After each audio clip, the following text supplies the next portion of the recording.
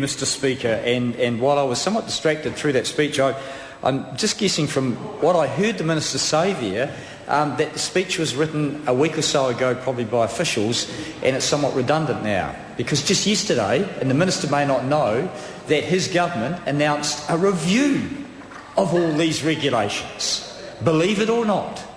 And I guess the one thing I can say about this bill is that it does prove that the Minister of Agriculture is intelligent. Because it's been said to me, anyone who doesn't change their mind doesn't have one. Well, I can tell you that the Minister of Agriculture has changed his mind on this particular issue.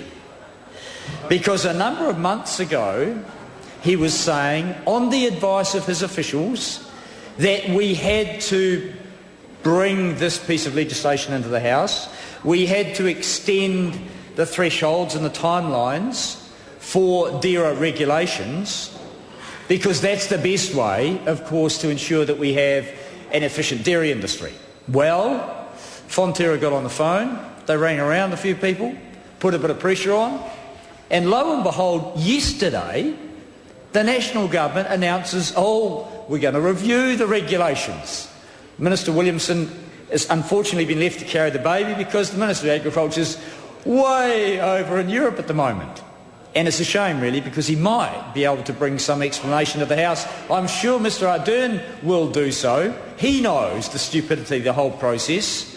He knows that, in fact, on the basis of officials' advice, the extension of this was guaranteeing the supply from New Zealand farmers through their own company Fonterra to their competitors milk when and where they wanted it. An absolutely bizarre situation where companies like Synlait, Ruth Richardson was a director of that, Open Country Cheese, Wyatt Creech was a director of that, and I'm not saying for a moment that any political pressure was brought to bear in this case, but the fact that those two companies in particular, Open Country and Synlait, get guaranteed supply of milk where and when they want it, almost, supplied by the farmer-owned company Fonterra. That is unfair. If you go back to the situation of why these regulations are in place, when Fonterra was formed, it was effectively, or would have effectively been, the monopoly supplier of milk to the whole dairy industry, with a couple of exceptions, Tatua and Westland, for people who needed milk to manufacture milk-based products, chocolate, other cheeses, you name it, other high-value products. So the regulations were needed so that those small purchasers of milk were able to guarantee supply and certainty for their business and for their shareholders. So officials at that time advised that there should be an amount of milk supplied to the industry where they could ring up and get a ready, reliable supply and run a business of value-added products. Now, we want to create, and the Labour Party still does, support innovation and growth in the dairy industry, value-added. That's exactly where we have to go. There was a reconsideration of that and consideration of another process of supplying the milk, because the analysis said that actually the supply was not only reliable and regular, but it was also underpriced. So there was a subsidy going to the competitors of Fonterra. We recommended in government that there be an I acknowledge the Honourable Jim Anderson, his consideration of this issue, arrived at the position that we needed a proper auction system and that would move towards that. However, we didn't get there quickly enough, and there was the need for an extension. However, this bill, lifts the threshold. And the alarming thing about the bill in the House at the moment, Mr. Speaker, which is effectively redundant given the announcement yesterday, and we're wasting the House's time, but anyway, never mind that. The National Government has wasted the House's time on most of its legislation, I'd have to say, and we're going to have to fix up the mess when we come back into government. But on this particular issue, they have effectively said that Fonterra should be at maximum 80% of the market in this country. Mr Ardern knows this.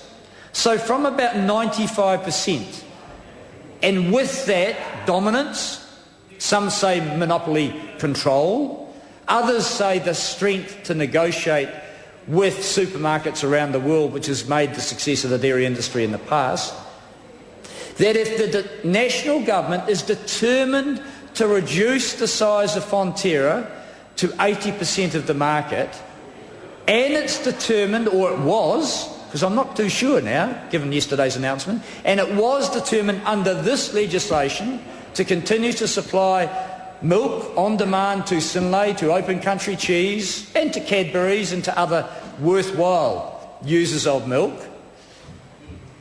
then, clearly there's some unfairness here. So there are many, many questions that I think will be asked in the Select Committee, Mr Speaker.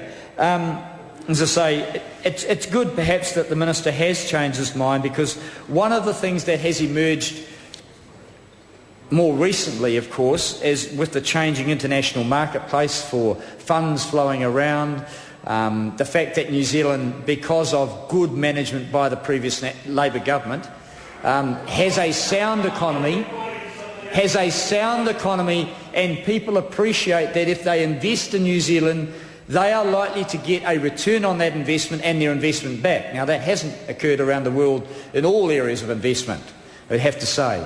So we are a good bet, we're a good place to invest in, and so the funds floating around at the world at the moment, Mr Speaker, are likely to consider New Zealand for investment purposes. In fact, just a couple of days ago, the government allowed the single biggest sale of farmland in this country ever, the single biggest sale, to occur without a murmur. Not a murmur. In fact, what happened was Federated Farmers, no doubt prompted by their Chief Executive, Conor English, to come out and say something. They didn't have to. They didn't have to. And why a farmer organisation would come out and endorse, at first announcement, the sale of Manitoto Farms is beyond me. Why would they endorse it? Because this means that their farmer members will have to pay more for farmland into the future and make the viability of their operations less and less certain. It is bizarre that they should have said anything on it. They came out, in my view, because they had to support their Tory mates in government for a sale that should have been intervened on, Mr Speaker. The single biggest sale, less than a month after the insincere John Key said, we will toughen up in this area. Oh, yes, right. Bill English has said that he's quite happy to have sale to go to anyone, anywhere, for any price. John Key said he wasn't quite so sure. Then the Crayford Farm situation came along and said, whoa, we don't want to be tenants in our own land. Well, the national government has just shown that it has two faces on this issue. And I know that Mr Ardern, for example, he, who should have been Minister of Agriculture, he knows the truth in my argument here. There is real concern about what is happening. This bill is a waste of time because the national government has announced a review into all of these regulations, and it did so yesterday, Mr Speaker, the day before it brings this legislation into the House. What a waste of time. Mr Williamson knows that he got up and made a speech for a minister who's in Europe at the moment, swanning around somewhere, or Japan, and he knows that it was a crock, because he knows that what was announced yesterday made this redundant. What a bizarre situation. The national government has made a mockery of this House, Mr Speaker, and we need to show more consistent oversight for the dairy industry and the primary production sectors into the future here. They need to know, is there going to be massive foreign investment or is there not?